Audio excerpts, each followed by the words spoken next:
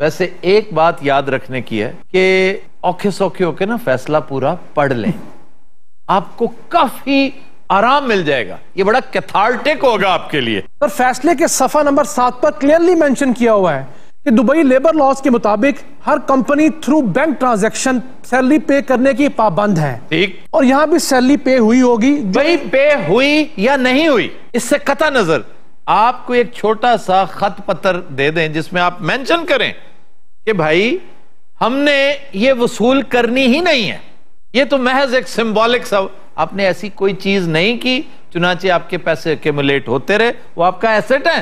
Problem अदालत को आपके एसेट्स के साथ नहीं है, डिस्क्लोजर ना करने के साथ है। और सर लायबिलिटीज भी आपको बतानी होती हैं। अदालत ने इस चीज को भी डिस्कस किया है कि ये चीज बताने वाली थी जो आपने जानबूझकर नहीं बताई। दो हिस्से हैं भाई, फैसले के दो हिस्से हैं, एक है पीएम के आउस्टर से मुताल्लिक, दूसरा है करप्शन से मुताल्लिक। अब उसके लिए कोई आइंस्टाइन नहीं चाहिए जो समझाए। बाज़ औक़ात होते, एक चीज होती है खुद फरेबी, खुद फरेबी ने बड़ों बड़ों को मरवाया। आप इस फीलिंग में रहें, हेलुसिनेट करते रहें, अपने आप को ब्राउन स्टडी में मुब्तला कर रहे हैं, सुबह से शाम तक डे ड्रीमिंग करते रहें कि एक आसमानी कुव्वत आएगी वो सारे मामले को नल एंड वॉइड करार दे देगी।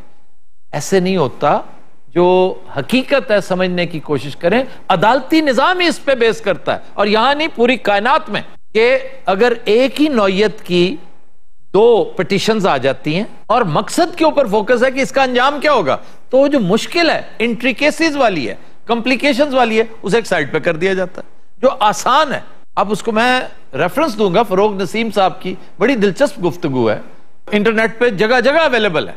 इस चीज को वैसे बहुत सारों ने, ये माहिरीन कानून हैं जो बड़े अच्छे अंदाज में इंटरप्रेट करते हैं, लेकिन Farogh Naseem's interpretation and his explanation was very good.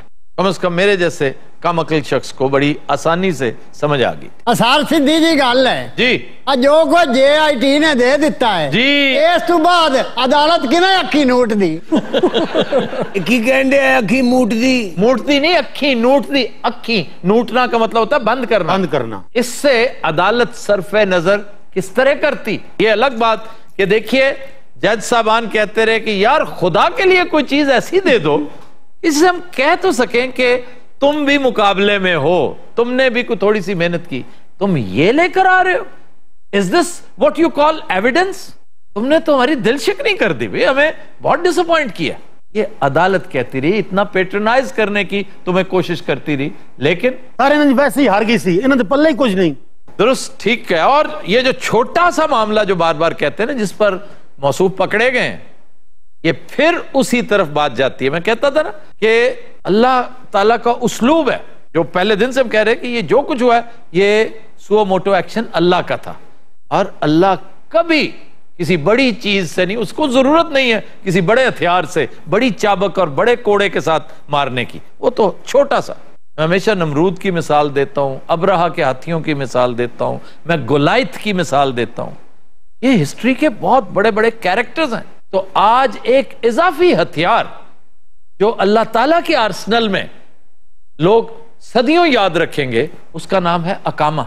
एक छोटा सा पत्र, एक छोटा सा टुकड़ा कागज का, और देखें उसने उल्टा के रख दिया सारा मामला। वैसे वो तनख्वाह मत रहे हुन काम मानिया नहीं, क्योंकि तू जॉबलेस है।